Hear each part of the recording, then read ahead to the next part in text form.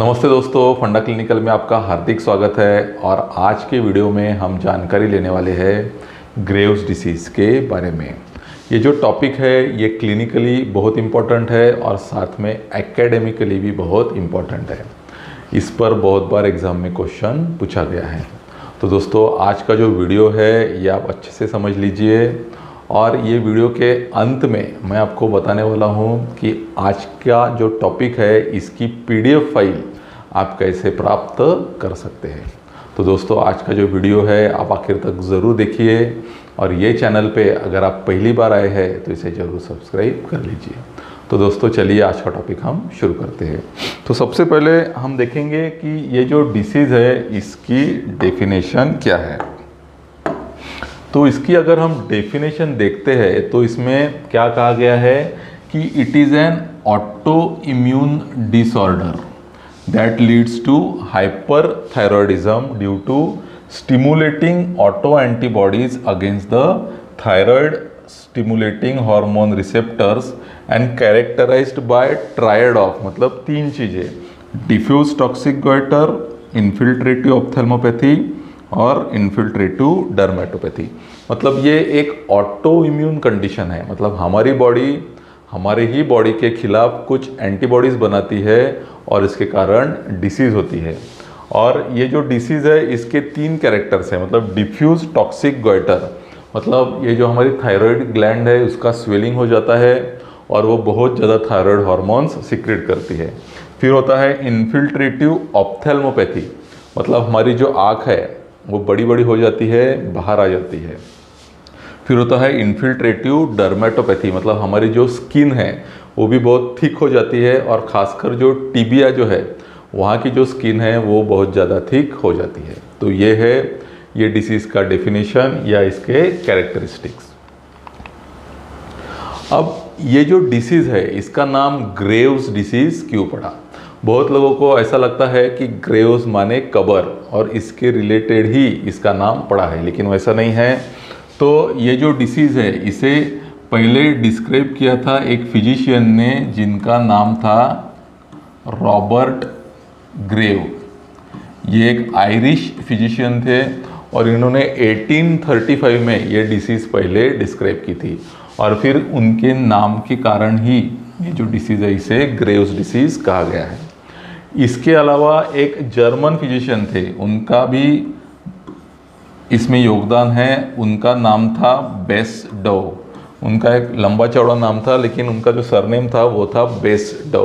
उन्होंने भी बाद में ये डिसीज़ इंडिपेंडेंटली डिस्क्राइब किया था, इसलिए ये जो डिसीज़ है इसे बेसडॉस डिसीज़ भी कहते हैं। तो इस प्रकार ये जो कंडीशन है इसके दो नाम है, ग्रेव्स डिसीज़ या बेसडॉस डिसीज़। आप अगर मेडिसिन के स्टूडेंट है तो कभी कभी बेसडॉस डिसीज़ ऐसी भी शॉर्ट नोट आ सकती है। तो यह और कुछ नहीं है, ये ग्रेव्स डिसीज़ ही है। तो अब हम देखते हैं कि इसकी एपिडेमियोलॉजी क्या है। तो ये जो डिसीज़ है it is a most common cause of thyrotoxicosis. तो जो थायरोटॉक्सिकोसिस है इसके बारे में मैंने पहले भी वीडियो एक बनाया है। तो ये जो थायरोटॉक्सिकोसिस है इसका जो मेन और कॉमन कॉज है वो है ग्रेव्स डिसीज़। और ये जो डिसीज़ है ये कॉमनली कब दिखती है? 3rd and 4th डेकेड, मतलब 30 से लेके 50 की जो उम्र है इसमें ये डिसीज़ कॉमनली दिखती है और ये ज़्यादा फीमेल्स में दिखती है। फीमेल्स में मेल्स के कंपैरिजन में ज़्यादा दिखती है और इसका रेशो कितना है? 8:1, मतलब इतना ये फीमेल्स में बहुत ज़्यादा कॉमन है। और कुछ दूसरी जो ऑटो इम्यून डिसीज़ है इनके साथ ये दिख सकती है, जैसे माइस्थेनिया ग्रेविस हो गया, विटिलिगो हो गया, मतलब सफ़ेद जो दाग रहते हैं स्किन पे। ऐसी जो ऑटो इम्यून कंडीशंस है उनके साथ ये डिसीज़ दिख सकती है। फिर इसकी ईटियोलॉजी क्या है? हमने थायरोटॉक्सिकोसिस की वीडियो में HPT ये एक्सिस देखा था, मतलब हाइपोथैलेमो पिट्यूटरी थायराइड एक्सिस। उसमें जो पिट्यूटरी ग्लैंड है,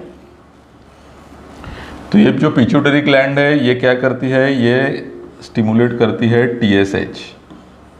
और ये जो TSH मतलब थायराइड स्टिमुलेटिंग हार्मोन, और ये TSH कहाँ एक्ट होता है, तो ये जो हमारी थायराइड ग्लैंड है इस पर ऐसे TSH के रिसेप्टर्स रहते हैं। तो यहाँ पे ये जो TSH ये एक्ट होता है और फिर वहाँ से अल्टीमेटली T3 T4 ये जो हार्मोन है वो सीक्रेट होते हैं। अब ये जो डिसीज़ है इसमें क्या होता है कि बॉडी में कुछ ऑटो एंटीबॉडीज तैयार होती है, और ये जो एंटीबॉडीज़ है ये क्या करती है, ये जो TSH जो रिसेप्टर है इस पर ये एंटीबॉडीज़ एक्ट करती है और उसे स्टिमुलेट करने का काम करती है। और क्योंकि ये जो TSH रिसेप्टर है ये स्टिमुलेट हो जाता है तो बहुत ज़्यादा फिर T3 और T4 सीक्रेट होना शुरू हो जाता है। तो नॉर्मल कंडीशन में क्या रहता है कि TSH जब थायराइड पे एक्ट करता है और T3 T4 सीक्रेट होते हैं तो एक निगेटिव फीडबैक मैकेनिज्म रहता है जो अल्टीमेटली ये जो पिट्यूटरी है इससे TSH सिक्रेशन कम कर देता है।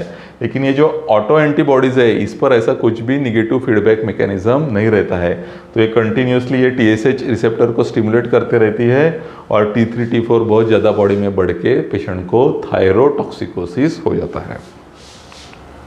फिर ये जो डिसीज़ है इसके क्लिनिकल फीचर्स क्या है, इसके सिम्टम्स क्या है, तो इसमें जो सिम्टम्स हमें पेशेंट में दिखते हैं कि इसमें बहुत ज़्यादा वेट लॉस रहता है। और ये कैसा रहता है कि पेशेंट का एपेटाइट तो बढ़ता है, मतलब भूख तो बढ़ती है, लेकिन उसके बावजूद भी वेट लॉस रहता है।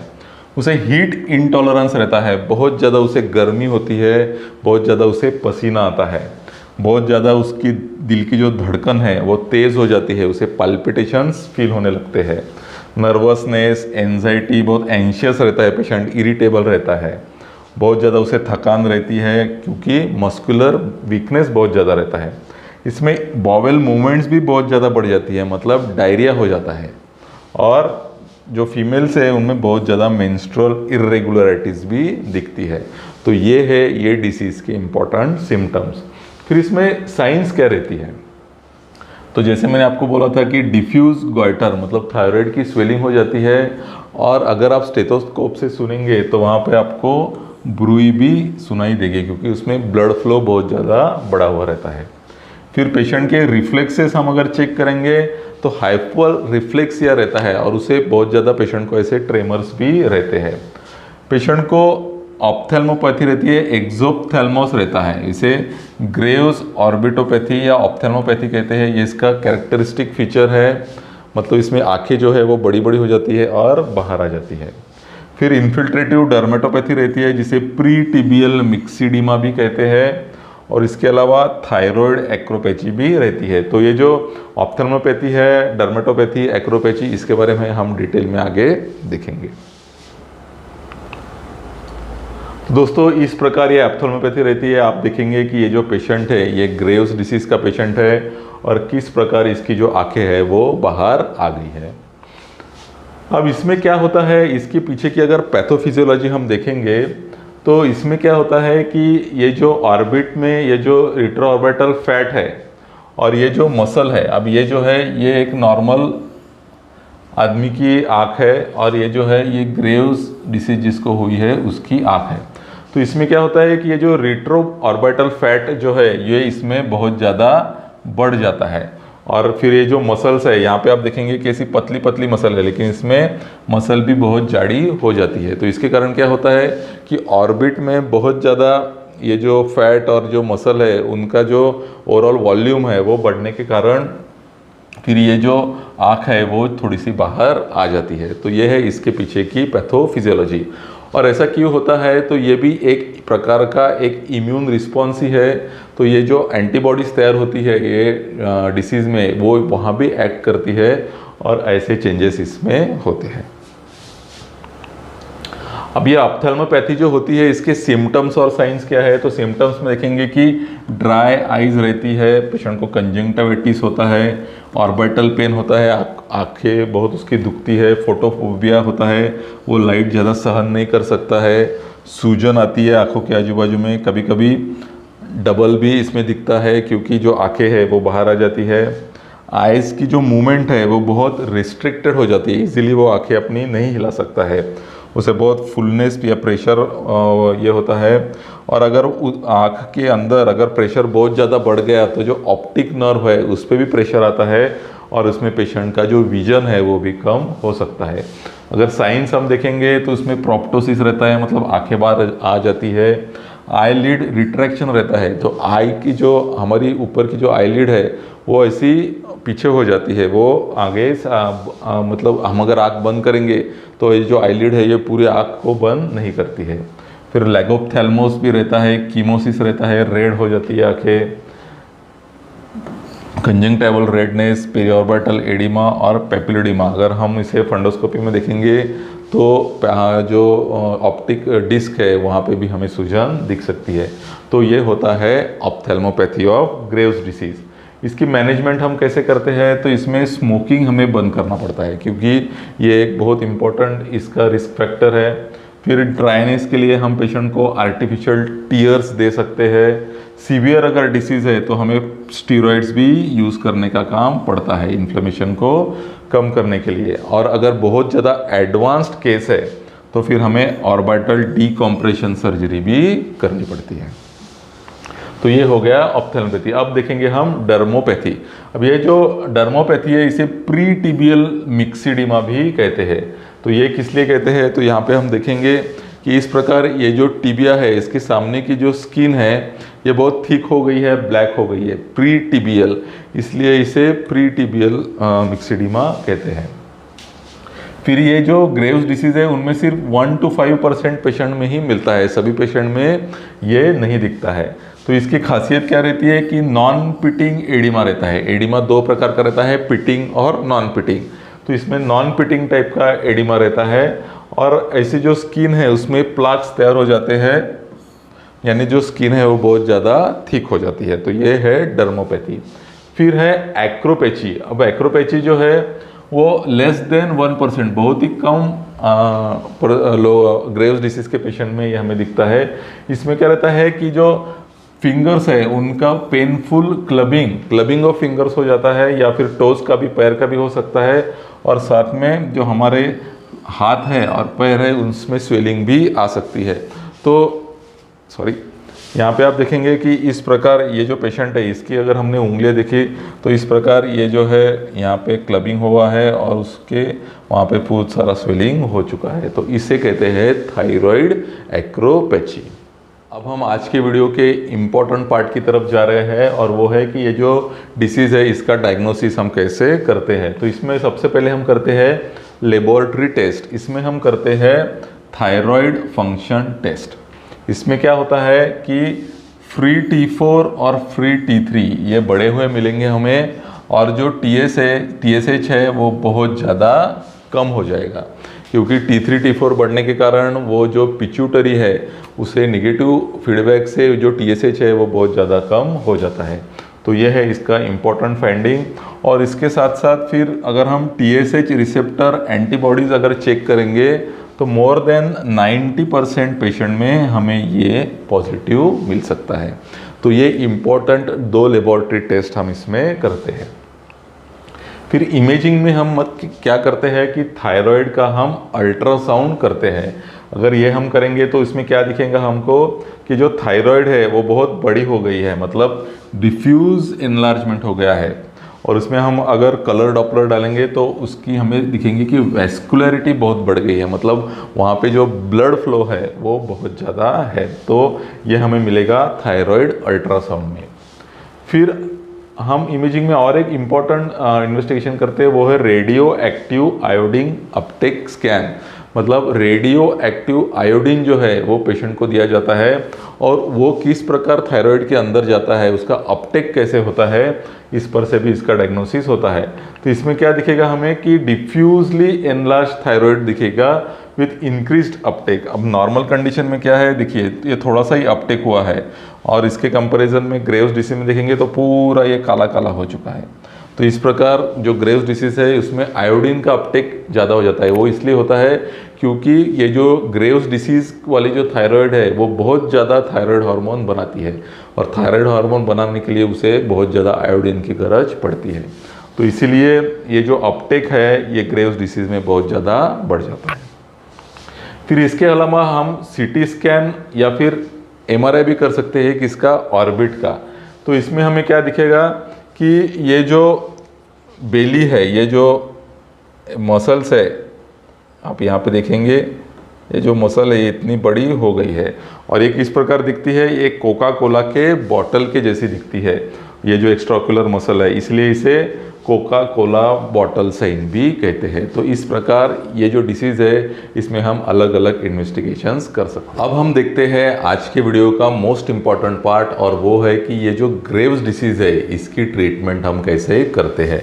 तो इसकी ट्रीटमेंट करने के लिए हमारे पास 3 मॉडलिटीज़ रहती है।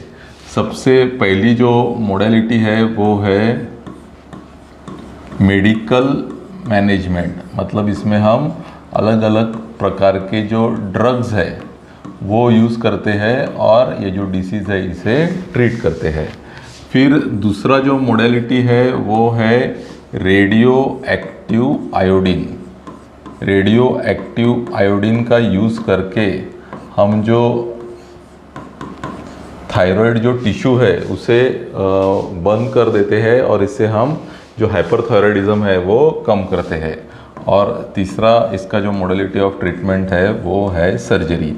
इसमें जो थायराइड का टिश्यू है या फिर जो टॉक्सिक नोड्यूल है हम उसे निकाल देते हैं। तो इस प्रकार ये जो डिसीज़ है इसको मैनेज करने के लिए हमारे पास 3 प्रकार की मॉडलिटीज़ अवेलेबल रहती है। अब ये जो मॉडलिटीज़ है ये हम एक एक करके देखते हैं। तो सबसे पहले जो है वो है मेडिकल मैनेजमेंट। अब मेडिकल मैनेजमेंट में अलग अलग ड्रग्स आते हैं। इसमें सबसे इम्पोर्टेंट जो है वो है एंटी थायराइड ड्रग्स। इसके अलावा कुछ और ड्रग्स भी आते हैं जैसे बीटा ब्लॉकर्स। फिर तीसरा जो है वो इसमें यूज़ होता है लिथियम। फिर इसमें और एक ड्रग यूज़ होता है वो है स्टीरॉयड जो है डेक्सामेथासोन, ये भी हम इसमें यूज़ कर सकते हैं। फिर पांचवा जो है वो है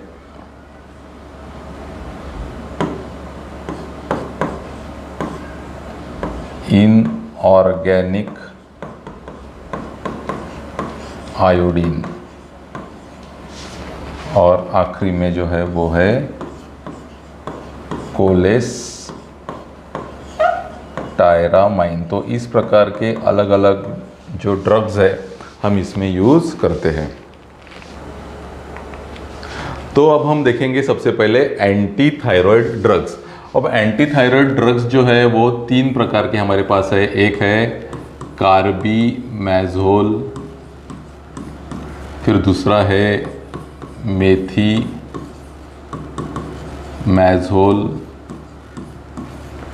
और तीसरा है प्रोपिल थायोयूरेसिल। अब इसमें का जो मेथीमेज़ोल है वो इंडिया में अवेलेबल नहीं है। अब ये जो कार्बीमेज़ोल है ये कॉमनली ड्रग यूज़ होता है, लेकिन फर्स्ट ट्राइमेस्टर ऑफ प्रेगनेंसी में ये ड्रग हम नहीं यूज़ करते हैं। और फर्स्ट ट्राइमेस्टर ऑफ प्रेगनेंसी में हम जो ड्रग यूज़ करते हैं वो है प्रोपिल थायोयूरेसिल। और इसके अलावा प्रोपिल थायोयूरेसिल जो है ये थायराइड स्टॉर्म में भी यूज़ होता है, क्योंकि ये T4 का T3 में जो कन्वर्जन है वो बंद करता है। अब ये जो ड्रग्स हैं इनकी मैकेनिज्म ऑफ एक्शन हम अगर देखेंगे तो पूरा थायराइड हार्मोन सिंथेसिस में एक थायराइड पर ऑक्सीडेज करके एक एंजाइम रहता है, ये एंजाइम को ये जो ड्रग्स है वो ब्लॉक कर देते हैं। इसके कारण क्या होता है कि जो ऑक्सीडेशन की जो प्रोसेस है और ऑर्गेनिफिकेशन की जो प्रोसेस है वो हॉल्ट हो जाती है, और आगे फिर ये जो थायराइड हार्मोन है इनका सिंथेसिस होना बंद हो जाता है। अब दोस्तों ये जो ड्रग्स है इसकी जो ट्रीटमेंट है हम पेशेंट को 12 से 18 महीने तक देते हैं। और ये जो ड्रग्स है इनका अच्छे से इफ़ेक्ट पेशेंट में आने के लिए कम से कम 2 हफ्ते तक ये पेशेंट को जब हम ड्रग देंगे उसके बाद ही इसका इफ़ेक्ट हमें पेशेंट में मिलता है। तो ये तो हो गए एंटी थायराइड ड्रग्स। अब हमने बाकी के जो ड्रग्स देखे थे इसका कहाँ उपयोग होता है। अब ये जो बीटा ब्लॉकर्स है ये हम सिम्टोमेटिक मैनेजमेंट के लिए यूज़ करते हैं। इसमें सिंपैथेटिक सिस्टम बहुत ज़्यादा एक्टिव हो जाती है, तो जो पाल्पिटेशन है या ट्रेमर्स है उसे कम करने के लिए हम बीटा ब्लॉकर्स यूज़ करते हैं।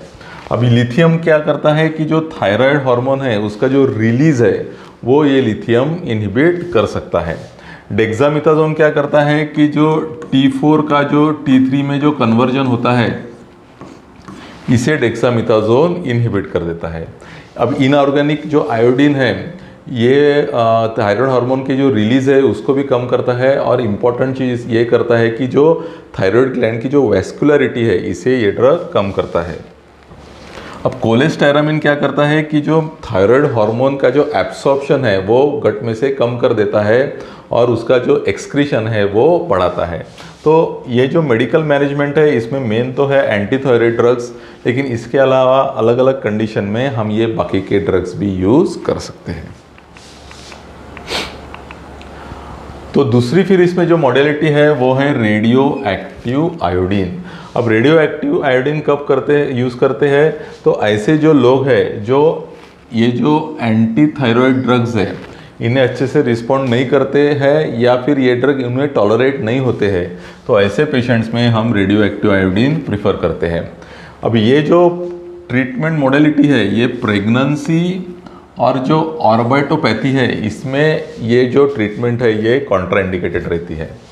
अब इसमें इम्पॉर्टेंट 2 पॉइंट है। 2 पॉइंट ऐसे है कि पहले रेडियो एक्टिव आयोडीन थेरेपी देने के पहले ये जो पेशेंट्स है इन्हें यूथायरॉइड करना पड़ता है, किससे, एंटी थायराइड ड्रग्स से। अब ये किसके लिए, अगर पेशेंट को यूथायरॉइड नहीं किया और उसको रेडियो एक्टिव आयोडीन हमने पेशेंट को दे दिया तो रेडियो एक्टिव आयोडीन से फिर जो थायराइड ग्लैंड है उसमें जो इंजरी होती है उसके कारण जो थायराइड हार्मोन्स है वो ब्लड में आ सकते हैं और पेशेंट थायराइड स्टॉर्म में जा सकता है।